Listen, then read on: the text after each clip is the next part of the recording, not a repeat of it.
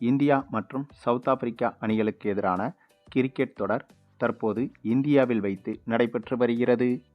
2 test போட்டிகள் மற்றும் 3 ஒருநாள் போட்டிகள், அதனைத் தொடர்ந்து 5 T20 போட்டிகள் என இப்படியாக 3 விதமான ஃபார்மட்டிலும் இந்த இரு அணிகளும் இந்தியாவில் வைத்து கிரிக்கெட் தொடரில் விளையாடி வருகிறது. இதில் ஏற்கனவே டெஸ்ட் தொடரும் ஒருநாள் தொடரும் முடிவடைந்துவிட்டது.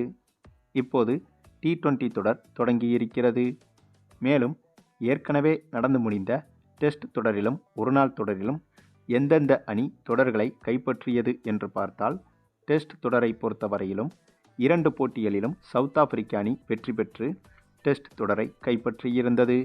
அதனைத் தொடர்ந்து 3 ஒருநாள் போட்டிகள் கொண்ட தொடரில் 2 போட்டிகளில் இந்திய அணியும் 1 போட்டியில் சவுத் ஆப்பிரிக்க அணியும் வெற்றி பெற்றதால் இந்த ஒருநாள் தொடரை இந்திய அணி கைப்பற்றியது. ஆகவே டெஸ்ட் தொடரை சவுத் ஆப்பிரிக்க அணியும் ஒருநாள் தொடரை இந்திய அணியும் கைப்பற்றியிருக்கிறது. அதனைத் தொடர்ந்து இப்போது T20 தொடர் தொடங்கியிருக்கிறது.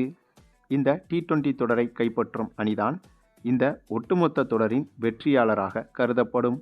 அது மட்டுமில்லாமல் இந்த தொடர்கள் அனைத்தும் இந்தியாவில் வைத்து நடைபெற்று வருவதால் கண்டிப்பாக இந்த மொத்த தொடரின் வெற்றியாளராக இந்திய அணிதான் இருக்க வேண்டும்.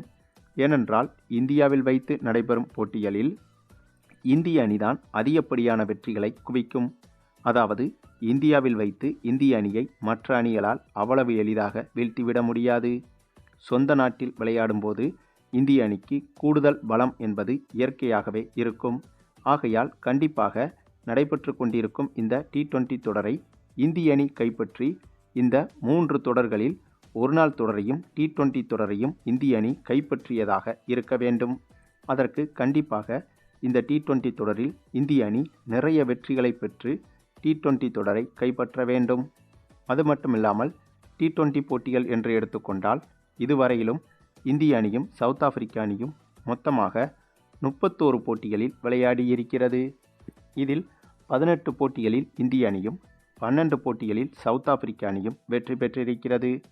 ஒரு போட்டி முடிவில்லாமல் போயிருக்கிறது. ஆக T20 போட்டிகளை பொறுத்தவரையில் சவுத் ஆப்பிரிக்க அணியை விட இந்திய அணிதான் பலம் வாய்ந்த அணியாக இருந்து வருகிறது என்பதற்கு இதுவும் ஒரு உதாரணம். அது மட்டுமில்லாமல் இந்த T20 தொடரை பொறுத்தவரையில் சுப்மன் கில் மீண்டும் இந்த தொடரில் இணைய இருக்கிறார். டெஸ்ட் தொடரில் இவர் பங்கேற்ற போது கழுத்தில் காயம் ஏற்பட்டு டெஸ்ட் தொடரிலிருந்து விலகியிருந்தார். அதன் பிறகு ஒருநாள் தொடரிலும் இவர் பங்கேற்கவில்லை. இப்போது இவருக்கு ஏற்பட்ட காயம் ஓரளவுக்கு குணமடைந்து விட்டதால் கண்டிப்பாக இந்த T20 தொடரில் இவர் விளையாடுவார் என்று எதிர்பார்க்கப்பட்டது. மேலும் இவர் இந்த T20 தொடரில் விளையாடினால் அது இந்திய அணிக்கு கூடுதல் பலமாகத்தான் இருக்கும்.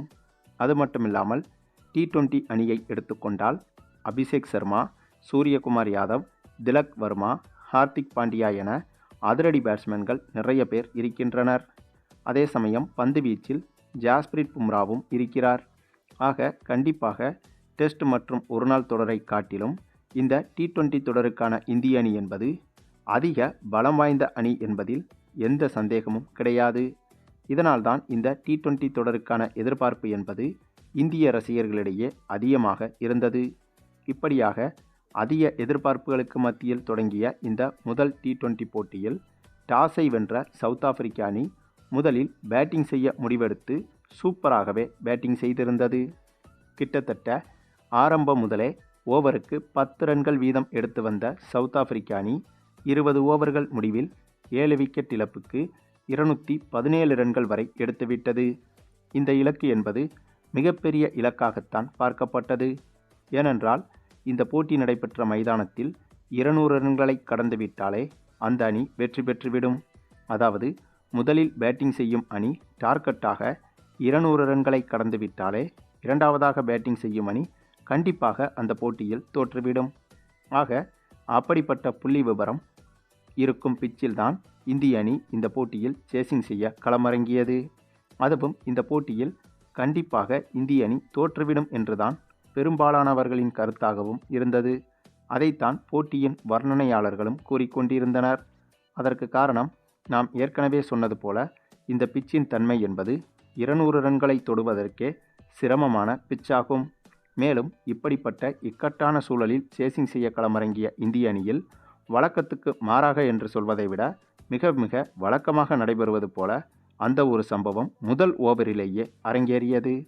ஆமாங்க, அது என்னன்னா, முதல் ஓவரின் முதல் பந்து உட்பட அந்த முதல் ஓவரில் மொத்தமாக 3 சிக்சர்களை பறக்க விட்டிருந்தார் அபிஷேக் சர்மா. இதுதான் இந்திய அணிக்கு சிறந்த அடித்தளமாக மாறியது. வழக்கமாகவே அபிஷேக் சர்மாவை பொறுத்தவரையில் போட்டியின் முதல் பந்தை அசால்ட்டாக சிக்சர் அடிப்பதில் இவருக்கு இணை இவர் மட்டும்தான். அப்படி இருக்கும்போது இந்த போட்டியிலும் அதை செய்து காட்டியிருந்தார் அபிஷேக் சர்மா. அதுவும் இந்த போட்டியின் முதல் ஓவரிலேயே 3 சிக்சர்களை பறக்கவிட்டு இந்திய அணிக்கு மிகப்பெரிய நம்பிக்கையை ஏற்படுத்தி கொடுத்தார் அபிஷேக் சர்மா. அது மட்டுமில்லாமல் இந்த போட்டியில் சூரியகுமார் யாதவ், திலக் வர்மா, ஹார்திக் பாண்டியா, சஞ்சு சாம்சன், அக்சர் பட்டேல் என இவர்கள் அனைவருமே சூப்பராக விளையாடியிருந்தனர். ஏனென்றால் இந்த போட்டியில் இந்திய அணி சார்பில் எந்த ஒரு பேட்ஸ்மேனும் 30 ரன்களுக்கு குறைவாக எடுக்கவில்லை. T20 போட்டிகளில் 30 ரன்கள் எடுப்பது அரை சதம் அடிப்பதற்கு சமமாகும். ஆகவே அந்த வகையில் பார்த்தால் இந்த போட்டியில் அனைத்து பேட்ஸ்மேன்களுமே அரை சதத்திற்கு குறையாமல் ரன்களை எடுத்துவிட்டனர் என்றுதான் சொல்ல வேண்டும். என்னதான் இந்த ஒரு பிச்சில் 200 ரன்களுக்கு மேல் சேசிங் செய்ய முடியாது என்று கூறினாலும் இந்த போட்டி இந்தியாவில் வைத்து நடைபெறுவதால் இந்திய அணிக்கு அது கூடுதல் அட்வான்டேஜாகவே மாறியது. இதனால் இந்திய அணி ஓரளவுக்கு சிறப்பாகவே சேசிங் செய்தது. ஆனாலும் கூட ஒரு கட்டத்தில் கடைசி ஓவரில் வெற்றிக்கு 19 ரன்கள் தேவை என்ற கடினமான சூழலில் இந்திய அணி இருந்தது. அந்த நேரத்தில் நம்முடைய ஹார்திக் பாண்டியாவும் அக்சர் பட்டேலும் சூப்பரான பார்ட்னர்ஷிப்பை போட்டு அப்படி ஒரு கஷ்டமான சூழலிலும் சிறப்பான பேட்டிங் செய்தனர். அதுவும் இந்த போட்டியில் கடைசி ஒரு பந்தில் 4 ரன்கள் தேவை என்ற மிக மிக கடினமான சூழலும் உருவானது. அந்த சமயத்திலும் கூட நம்முடைய ஹார்திக் பாண்டியா அந்த கடைசி பந்தில் பிரம்மாண்ட சிக்சர் ஒன்றை பறக்கவிட்டு இந்திய அணிக்கு சிறப்பான வெற்றியை பெற்றுக் கொடுத்தார். மேலும் இந்த போட்டியில் இந்திய அணி வெற்றி பெறுவதற்கு மிக முக்கிய காரணம் நம்ம அபிஷேக் சர்மாவின் அதிரடிதாங்க. இவர்தான் ஆரம்பத்திலேயே அதிகபட்சமாக 42 ரன்கள் வரை எடுத்திருந்தார். அதுவும் வெறும் 9 பந்துகளில். இவருடைய அதிரடிதான் இந்திய அணியின் மிகப்பெரிய நம்பிக்கையாகவும் மாறியது. இந்திய அணிக்கு சிறந்த அடித்தளத்தையும் அமைத்து கொடுத்தது இவர்தான்.